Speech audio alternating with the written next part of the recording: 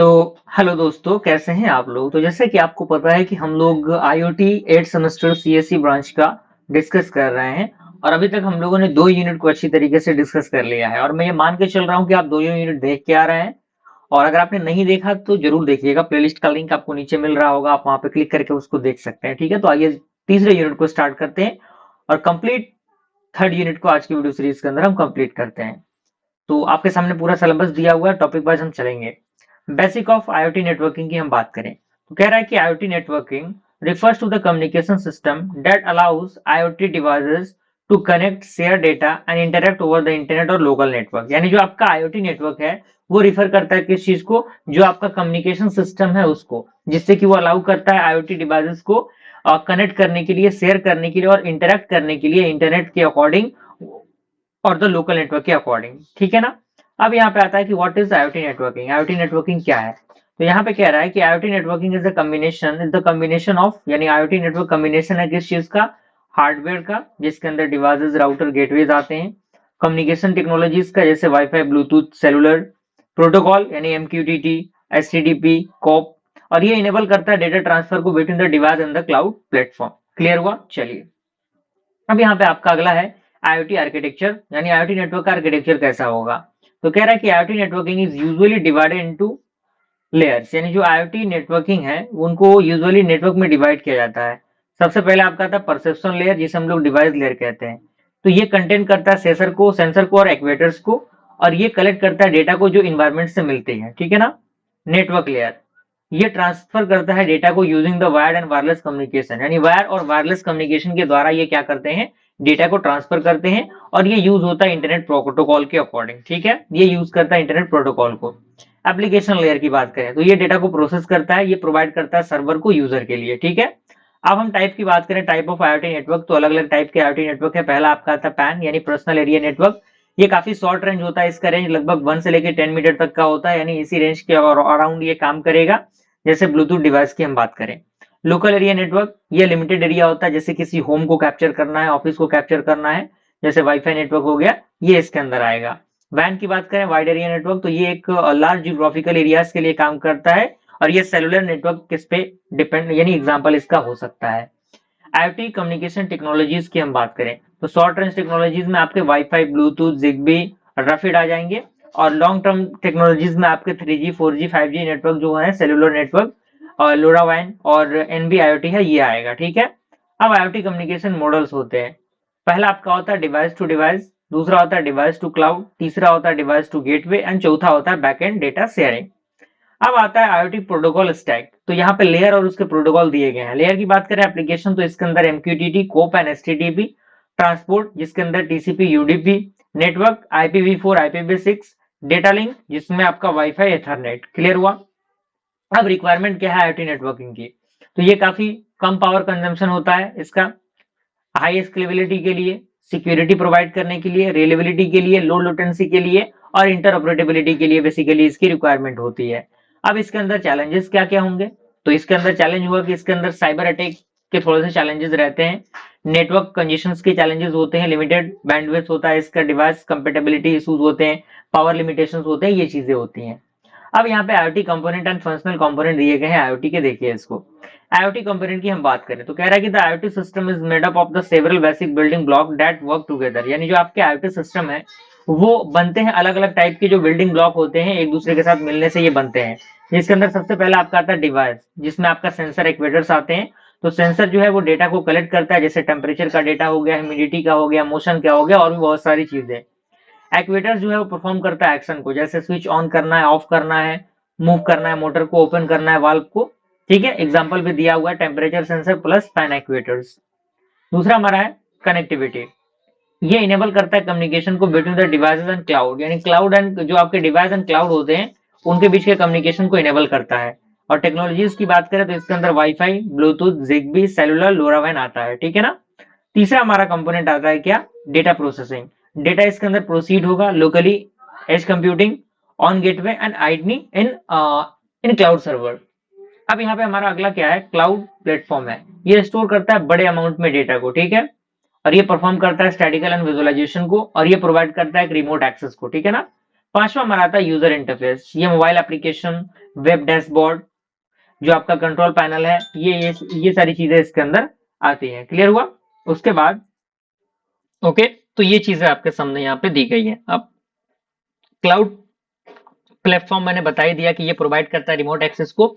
User interface, UI आपने नाम सुना होगा, जैसे मोबाइल एप्लीकेशन, किसी वेब का डैशबोर्ड या फिर कोई कंट्रोल पैनल हो गया, तो ये अलाउ करता है यूजर को कि मॉनिटर करे और कंट्रोल करे डिवाइस को। दूसरा हमारा आता है फंक्शनल कंपोनेंट ऑफ आईओटी, यानी आईओटी का फंक्शनल कंपोनेंट क्या है। तो यहाँ पे कह रहा है कि functional component describe how IoT work logically, यानी ये जो फंक्शनल कंपोनेंट है वो हमें बताता है कि आखिर किस तरीके से लॉजिकली आखिर कैसे आईओटी वर्क करता है। ठीक है ना? अब इसमें सबसे पहले आपका आता है सेंसिंग फंक्शन। ये कलेक्ट करता है फिजिकल पैरामीटर को इन्वायरमेंट से, यानी जो भी हमारे इन्वायरमेंट है उनसे जो भी फिजिकल पैरामीटर्स होते हैं उनको क्या करता है, कलेक्ट करता है। एग्जांपल देखिए, temperature sensor measuring the room temperature, यानी टेम्परेचर सेंसर क्या करता है, मेजर करता है रूम के टेम्परेचर को। दूसरा आपका है कम्युनिकेशन फंक्शन, यानी ये ट्रांसफर करता है डेटा को फ्रॉम डिवाइस टू गेट पे। अब इसके अंदर कुछ प्रोटोकॉल है, जैसे MQTT protocol, HTTP protocol, CoAP, ये चीजें। दूसरा हमारा क्या है, डेटा प्रोसेसिंग फंक्शन है। तो जो कन्वर्ट होता है रॉ डेटा किसमें, एक मीनिंगफुल इन्फॉर्मेशन में, जैसे आपका फिल्टरिंग हो गया, एग्रीगेशन हो गया, एनालिटिक्स हो गए। चौथा हमारा आता है कंट्रोल फंक्शन। तो ये डिसीजन बेस्ड पे काम करता है, टू द प्रोसेस डेटा, उसके अकॉर्डिंग ये काम करता है, डिसीजन लेने में ये मदद करता है। ठीक है ना? और ये सेंड करता है कमांड को एक्वेटर्स को। ठीक है? और पांचवा हमारा क्या है, एक्विजिशन फंक्शन है। ये एग्जीक्यूट करता है फिजिकल एक्शन को, जैसे ट्यूनिंग ऑन एयर कंडीशनर, यानी एसी को ऑन करना, ये चीजें। सिक्योरिटी फंक्शन, जिसके अंदर authentication, data encryption, access control, ये इंश्योर करता है सेफ कम्युनिकेशन को, यानी कम्युनिकेशन आपका सेफ है कि नहीं। सिंपल वर्किंग फ्लो दिया हुआ है, सेंसर डेटा ट्रांसमिशन, फिर प्रोसेसिंग होगा, फिर डिसीजन, फिर एक्वेटर्स, फिर आपका यूजर नोटिफिकेशन। क्लियर? अब यहाँ पे कंपोनेंट और फंक्शन दिए गए हैं। सेंसर क्या करता है, डेटा को कलेक्ट करता है, कनेक्टिविटी ट्रांसफर करता है डेटा को, प्रोसेसिंग यूनिट एनालाइज करता है डेटा को, एक्वेटर्स आपके परफॉर्म करते हैं एक्शन को, क्लाउड आपका स्टोर करता है और मैनेज करता है डेटा को, और यूआई आपका यूजर इंटरेक्शन प्रोवाइड करता है। ठीक है? अब यहाँ पे हमारा अगला क्या है, आईओटी सर्विस ओरिएंटेड आर्किटेक्चर है, जिसे हम लोग एसओए कहते हैं। तो IoT service oriented architecture is a design approach where IoT functionalities are provided as a service that can be accessed over a network. समझिए, आईओटी सर्विस आर्किटेक्चर जो है एक प्रकार का डिजाइन अप्रोच है, जहां पे आईओटी फंक्शनैलिटीज, जैसे कि आपका सेंसिंग हो गया, डेटा का प्रोसेसिंग हो गया, स्टोरेज हो गया, कंट्रोल हो गया, ये प्रोवाइड किया जाता है सर्विसेज के द्वारा, जिनको हम लोग एक्सेस कर सकते हैं ओवर अ नेटवर्क के अकॉर्डिंग। ठीक है? सिंपल वर्ड में समझिए, ये डिवाइस और जो एप्लीकेशन जो इंटरेक्ट होते हैं किसके द्वारा, लॉसली कपल्ड सर्विसेज के द्वारा, instant of direct hardware and hardware connection, यानी डायरेक्ट हार्डवेयर से हार्डवेयर कनेक्शन के बीच में ये इंस्टेंट होते हैं। अब आता है कि वाई, आखिर क्यों हम सॉफ्टवेयर ओरिएंटेड आर्किटेक्चर का यूज करते हैं आईओटी के अंदर। तो traditional systems are tightly connected. Traditional systems क्या होते हैं, टाइटली कनेक्टेड होते हैं, लेकिन आईओटी के अंदर billions of devices must be communicated flexibly, यानी फ्लेक्सिबली क्या होते हैं, ये कनेक्ट होते हैं। अब यहाँ पे इसके अंदर एसओ जो आपका एसओए है वो मदद करता है स्केलेबिलिटी में, इंटरऑपरेटेबिलिटी में, रियूजेबिलिटी में, इजी इंटीग्रेशन में। ठीक है ना? अब कुछ की प्रिंसिपल दिए गए हैं एसओए के, आप देख सकते हैं आईओटी के। सबसे पहला आपका आता है लॉजी कपलिंग। तो ये आपका जो है वो सर्विस इंडिपेंडेंट होता है। इंटरऑपरेबिलिटी, यानी different device and platform can work together, यानी अलग अलग जो आपके कह सकते हैं कि डिवाइसेस हैं वो एक दूसरे के साथ काम कर सकते हैं। रियूजेबिलिटी, यानी सर्विसेज को हम दोबारा यूज कर सकते हैं अलग अलग एप्लीकेशन में। डिस्कवरेबिलिटी, यानी सर्विस जो है वो डिस्कवर हो सकते हैं डायनेमिकली। स्केलेबिलिटी का मतलब क्या, easy to add more devices, यानी ज्यादा से ज्यादा डिवाइस को हम ऐड कर सकते हैं इसके अंदर, ये चीजें होती हैं। अब यहाँ पे हमारा layer in IoT service oriented architecture, यानी इसके अंदर कौन कौन से आर्किटेक्चर होते हैं। तो यहाँ पे दिए गए हैं, डिवाइस लेयर होता है, जो सेंसर और एक्वेटर्स इसके अंदर होते हैं, ये प्रोवाइड करता है किसको, रॉ डेटा को एज अ सर्विस के माध्यम से। सर्विस लेयर जो होता है वो कन्वर्ट करता है डिवाइसेस को from the function into the reusable services. जैसे एग्जांपल आपका टेम्परेचर मॉनिटरिंग सर्विस हो गया, मोशन डिटेक्शन सर्विस हो गया। एप्लीकेशन लेयर की बात करें तो ये कंबाइन करता है सर्विसेज को एक आईओटी एप्लीकेशन बनाने के लिए, जैसे smart home application, health care monitoring, ये सारी चीजें हो गई। बिजनेस लेयर में आपका एनालिटिक्स होता है, बिजनेस लॉजिक, डिसीजन मेकिंग, ये वाला काम होता है। ठीक है ना? अब यहाँ पे आता है कि हाउ इट वर्क्स, यानी ये कैसे काम करता है। तो सबसे पहले सेंसर, फिर डेटा, फिर सर्विस इंटरफेस, उसके बाद क्लाउड प्लेटफॉर्म, उसके बाद आपका एप्लीकेशन, देन आफ्टर यूजर। ये यहाँ तक यूजर के पहुंचने में ये सारे प्रोसेस होते हैं। ठीक है ना? और हर एक डिवाइस जो है वो एक्सपोज होता है, करता है अपने फंक्शनैलिटी को as a service using the API. Technologies की बात करें तो RESTful API, web services, MQTT, CoAP, SOAP. Okay, advantage दिए गए हैं, ये प्लेटफॉर्म इंडिपेंडेंट होता है, ये इजी इंटीग्रेशन होता है, हाई फ्लेक्सिबिलिटी इसकी होती है, बेटर स्केलेबिलिटी होता है, ये सपोर्ट करता है क्लाउड कंप्यूटिंग को। डिसएडवांटेज की बात करें, ये इंक्रीज करता है कॉम्प्लेक्सिटीज को, ये डिसएडवांटेज है। सिक्योरिटी चैलेंजेस के अंदर आता है, ये थोड़ा सा पॉइंट नेगेटिव में है। नेटवर्क डिपेंडेंसी इसके अंदर बन जाती है, तो ये डिसएडवांटेज है। आपके सामने एक एग्जांपल भी दिया हुआ है। अब यहाँ पे आता है कि आईओटी चैलेंजेस क्या है, यानी आखिर क्या चैलेंजेस हैं जो फेस करने पड़ते हैं। तो आप यहाँ पे देखिएगा आईओटी चैलेंजेस के अंदर आपके सामने दिया हुआ है कि the internet of thing connect billions of devices, यानी जो आपका इंटरनेट ऑफ थिंग्स होता है, आपको पता है कि वो लाखों करोड़ों डिवाइस को क्या करता है, कनेक्ट करता है, लेकिन ये फेस करता है several technical and operational challenges को, यानी उसके अंदर बहुत सारे टेक्निकल एंड ऑपरेशनल जो चैलेंजेस है वो आते हैं। सबसे पहला आपका आता है सिक्योरिटी चैलेंज, यानी unauthorised access to device, data hacking and cyber attack, इन सारी चीजों का खतरा, weak authentication mechanism, malware attack, तो ये चीजें होती हैं जो इनके अंदर रहती हैं। प्राइवेसी इश्यूज, तो कलेक्शन ऑफ पर्सनल डेटा, मान लीजिए कोई पर्सनल डेटा किसी यूजर का है, उसको कलेक्ट करना, ये हो सकता है कोई कलेक्ट कर ले। रिस्क ऑफ डेटा, उस डेटा का मिसयूज कर ले। Lack of user control over the information, ये चीजें होती हैं। जैसे smart home and wearable device collect कर लेता है सेंसिटिव डेटा को, तो ये चीजें होती हैं। उसका बाद हमारा आता है कनेक्टिविटी इशू, यानी unstable network connection, limited bandwidth, network congestions. तो आईटी सिस्टम डिपेंड करता है heavily on the reliable internet connectivity, ठीक है। अब यहाँ पे अगला है पावर कंजम्पशन, यानी many IoT devices run on batteries. आपको पता है कि ज्यादातर आईओटी डिवाइसेस जो है वो बैटरी पर रन करती हैं। लिमिटेड एनर्जी रिसोर्सेज होती हैं। ये लो पावर कम्युनिकेशन प्रोटोकॉल को कैरी करता है। Energy efficiency is the critical for the remote and sensor based on system. Energy efficiency critical है रिमोट के लिए और सेंसर बेस्ड प्रोसेस के लिए, ठीक है। अगला हमारा था स्केलेबिलिटी, यानी मैनेज करना मिलियंस और बिलियंस ऑफ डिवाइसेस को थोड़ा सा मुश्किल हो जाता है इसके अंदर। बड़े मात्रा में डेटा को हैंडल करना मुश्किल हो जाता है। Maintain performance as a system grows. Interoperability की बात करें तो डिफरेंट मैन्युफैक्चरर्स यूज होंगे डिफरेंट स्टैंडर्ड्स में। डिवाइस कम में नॉट कम्युनिकेट प्रॉपर्ली, यानी जो डिवाइस है वो कम्युनिकेट नहीं करेगा properly. Lack of universal protocol, यानी यूनिवर्सल प्रोटोकॉल की कमी।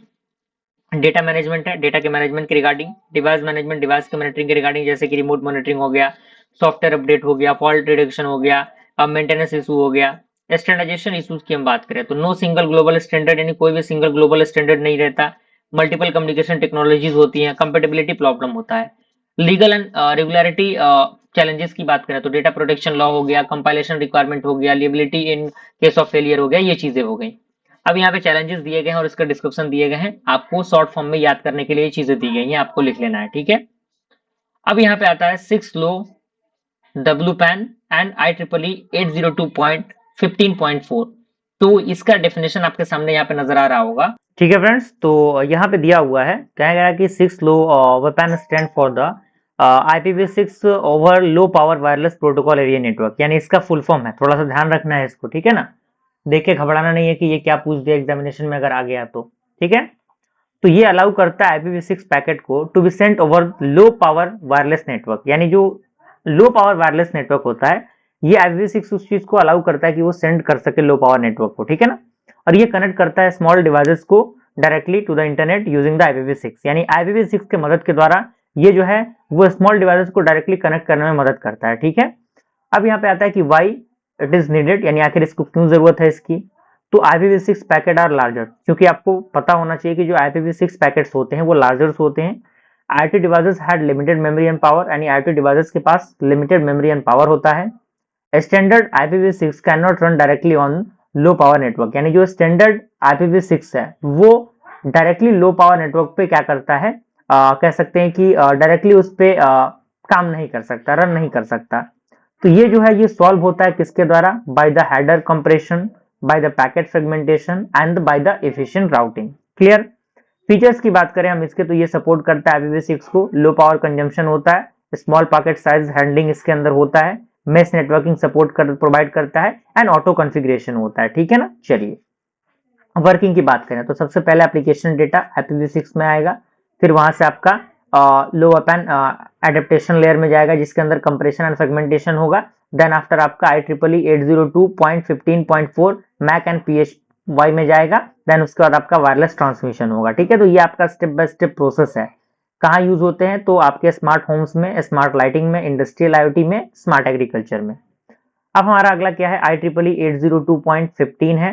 तो यहाँ पे आपका IEEE 802.15.4 दिया है। तो ये एक प्रकार का स्टैंडर्ड होता है जो डिफाइन करता है फिजिकल एंड मैक लेयर को for the low rate wireless protocol area network, यानी जो low layer wireless protocol area network होता है उसको ये डिफाइन करता है बेसिकली। और ये बेस्ड होते हैं, बेस्ड एस स्टैंडर्ड्स होते हैं जो यूज होते हैं जिग्बी के द्वारा एंड जो आपके हमने प्रीवियस देखा था 6 लो वेपन के द्वारा, उसके द्वारा और थ्रेड के द्वारा।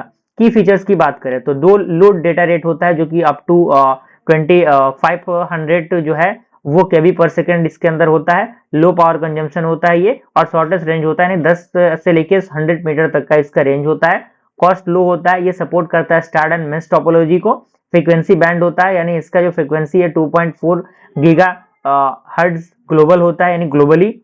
यूएसए के अंदर इसका 915 मेगा हर्ट्ज है, और यूरोप के अंदर 868 यानी 868 मेगाहर्ट्ज है। तो आप समझ सकते हैं फ्रीक्वेंसी बैंड कितना ज्यादा है अलग अलग कंट्रीज में।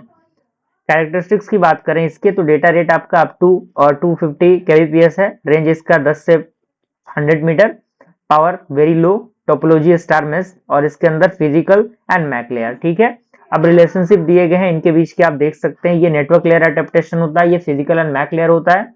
ये इनेबल करता है आईपीवी कम्युनिकेशन को, ये प्रोवाइड करता है वायरलेस कम्युनिकेशन को, ये वर्क करता है एट द टॉप ऑफ 802.15.4, और ये एक्ट करता है एट अंडरलाइनिंग द स्टैंडर्ड।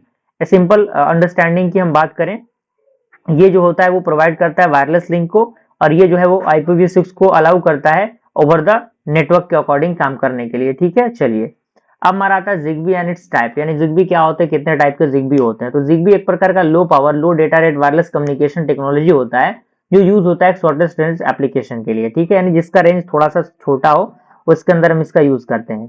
ये बेस्ड होता है किस पे, ऑन द IEEE 802.15.4 स्टैंडर्ड पे, that is mainly use for the sensor network and home automation, जो जनरली सेंसर नेटवर्क में और होम ऑटोमेशन में यूज किए जाते हैं।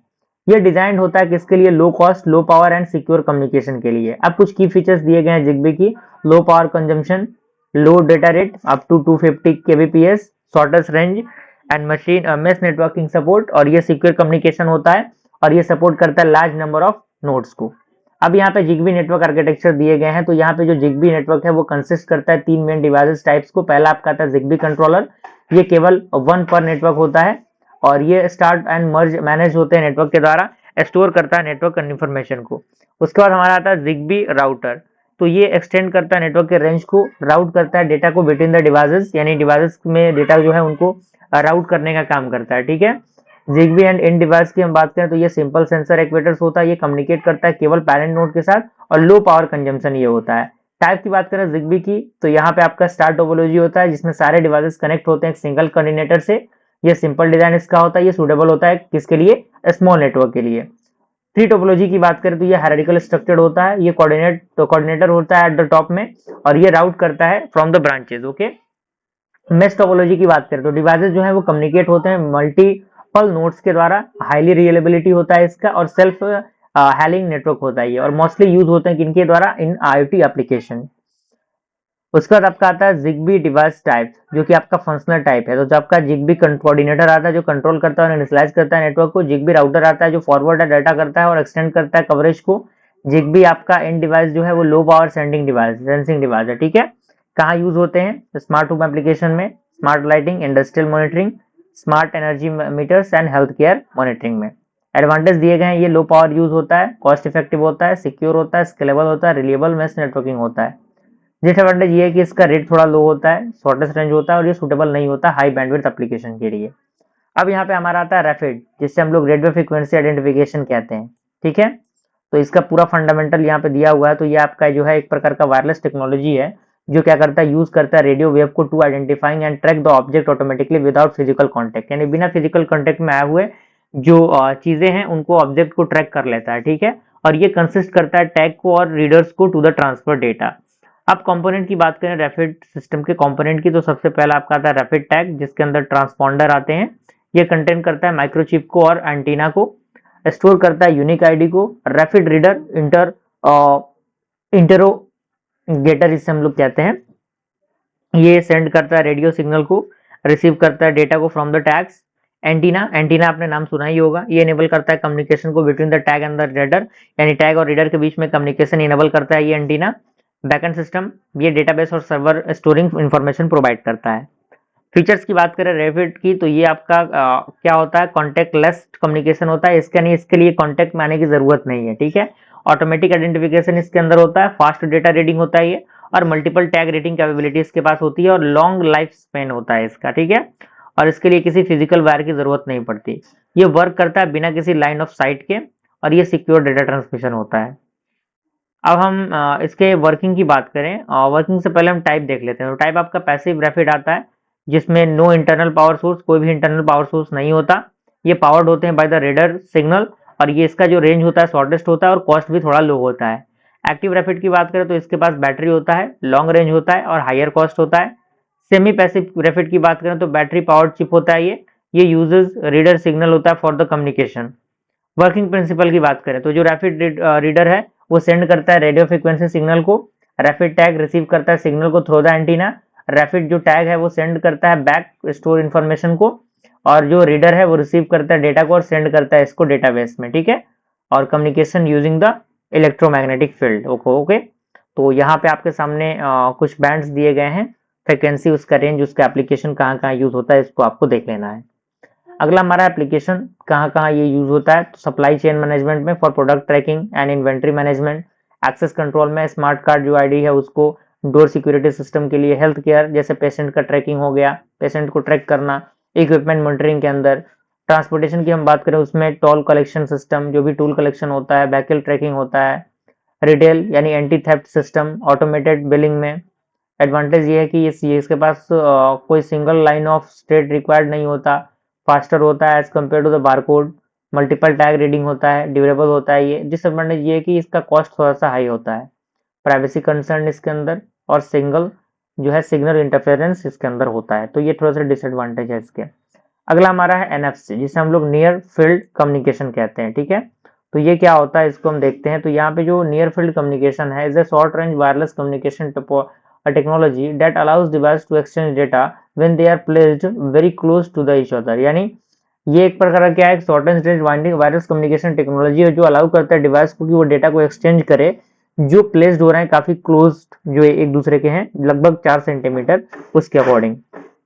ये बेस्ड होते हैं रेडियो फ्रीक्वेंसी आइडेंटिफिकेशन टेक्नोलॉजी पे, और वाइडली यूज होते हैं इन द कॉन्टेक्टलेस सिस्टम में। की फीचर्स की बात करें तो ये काफी शॉर्ट रेंज होता है, लगभग आपका 4 सेंटीमीटर, और फास्ट कनेक्शन सेटअप होता है इसका, लो पावर कंजम्पशन यानी कम पावर लेता है ये, सिक्योर कम्युनिकेशन होता है, और ये ऑपरेट होता है एट द 13.56 मेगाहर्ट्ज फ्रीक्वेंसी, और डेटा रेट लगभग आपका 424 kbps होता है। वर्किंग प्रिंसिपल की बात करें तो ये वर्किंग प्रिंसिपल दिया हुआ है, दो डिवाइसेस के बिटवीन काम करता है, स्टेप दिए गए हैं कि one device generate a radio frequency field, यानी एक डिवाइस जो होगा वो क्या करेगा, रेडियो फ्रीक्वेंसी फील्ड को जनरेट करेगा, और सेकंड जो डिवाइस होगा वो इंटर करेगा दिस फील्ड में, एंड डेटा एक्सचेंज होंगे यूजिंग द मैग्नेटिक कपलिंग के द्वारा डेटा इसके अंदर एक्सचेंज होंगे, और कम्युनिकेशन एंड होगा जब आपका डिवाइस मूव कर रहा है अपार्ट में, यानी it work only at the very close range with the increasing security, ठीक है। मॉडर्न मोड्स की बात करें एनएफसी की ऑपरेशंस की, तो सबसे पहले रीड राइटर मोड होता है। तो एनएफसी डिवाइस रीड करता है और राइट करता है डेटा को टू द एनएफसी टैग, जैसे आपका स्कैनिंग करना प्रोडक्ट इन्फॉर्मेशन को। पीयर टू पीयर मोड यानी टू एनएफसी इनेबल करेगा डिवाइस को डेटा को एक्सचेंज करने के लिए, जैसे एग्जांपल आपका है file sharing between the smartphone के बीच में फाइल का शेयरिंग हो गया। कार्ड इनुमुलेशन मोड यानी एनएफसी नेटवर्क जो है डिवाइस जो है वो एक्ट करेगा एक स्मार्ट कार्ड के अकॉर्डिंग, जैसे आपका मोबाइल पेमेंट हो गया। एनएफसी आपके दिए गए हैं, जैसे ये इसका रेंज काफी शॉर्टेस्ट होता है, ये आपका लॉन्ग होता है, शॉर्टेस्ट टू लॉन्ग, ये 2 वे होता है, ये मोस्टली 1 वे होता है। पेमेंट स्मार्टफोन इसके एप्लीकेशन यहाँ पे यूज होते हैं ये, और ये आपका ट्रैकिंग एंड इन्वेंट्री में यूज होता है। एप्लीकेशन ये भी बताया गया, थोड़ा सा और भी डीप में चीजें दी गई हैं यहाँ पे। कंट्रोल कॉन्टेक्टलेस पेमेंट में, जिसके लिए कॉन्टेक्ट में आने की जरूरत नहीं है, मोबाइल पेमेंट आपने देखा होगा, क्रेडिट कार्ड डेबिट कार्ड से पेमेंट होता है। Access control smart ID card, electronic door lock, data sharing, file transfer between the smartphone, यानी स्मार्टफोन में हम फाइल का जो ट्रांसफर करते हैं। स्मार्ट पोस्टर एंड मार्केटिंग यानी स्मार्ट पोस्टर मार्केटिंग, आज के दौर पर बैनर वगैरह बन रहे हैं smartly. Transportation, metro smart set card बन रहा है, बस पासेस बनते हैं। Advantage, security high, easy to use और लो power consumption and fast setup. Disadvantage ये है कि काफी शॉर्टेस्ट रेंज कम्युनिकेशन होता है, और लो डेटा ट्रांसफर रेट होता है इसका, और लिमिटेड होता है टू द क्लोजली प्रॉक्सिमिटी, यानी ये लिमिटेड होता है, समझ लीजिए बात ये। अब यहाँ पे हमारा दिया हुआ है Bluetooth and wireless network. With application. तो ब्लूटूथ तो हमने डिस्कस कर ही लिया था, यहाँ पे छोटा सा डेफिनेशन उसका दिया हुआ है, आप इसको पढ़ लीजिएगा। फीचर्स इसके दिए गए, इसका रेंज शॉर्टेस्ट होता है 10 से 100 मीटर का होता है, कम पावर लेता है ये ऑपरेट होता है 2.4 गीगाहर्ट्ज पे, और डेटा इसका रेट जो होता है वो 3 Mbps होता है। ये सपोर्ट करता है डिवाइस के पेयरिंग को, और ये सिक्योर कम्युनिकेशन होता है। टाइप की बात करें तो ब्लूटूथ क्लासिक आता है, जो यूज होता है ऑडियो स्ट्रीमिंग के लिए, और हाई डेटा रेट इसका होता है। लो एनर्जी की बात करें हम लोग तो ये वेरी लो पावर कंजम्पशन होता है, ये यूज होता है IoT एंड जो आपके वेरेबल डिवाइसेस हैं उनके अंदर। वर्किंग प्रिंसिपल इसका दिया हुआ है, डिवाइस डिस्कवर ईच अदर, एक दूसरे के द्वारा जो डिवाइस है वो डिस्कवर होगा। ब्लूटूथ हम कैसे कनेक्ट करते हैं, उसी तरह कनेक्ट करते हैं, पेयर करते हैं, प्रोसेस करते हैं, स्टेब्लिश करते हैं कनेक्शन को, डेटा ट्रांसमिट करते हैं during using the radio frequency hopping technique. Okay, master slave flip flop का नाम आपने सुना होगा, ये फ्लिप फ्लॉप डिजिटल इलेक्ट्रॉनिक्स का टर्म है। तो यहाँ पे मास्टर स्लेव जो है कम्युनिकेशन मॉडल यूज होता है।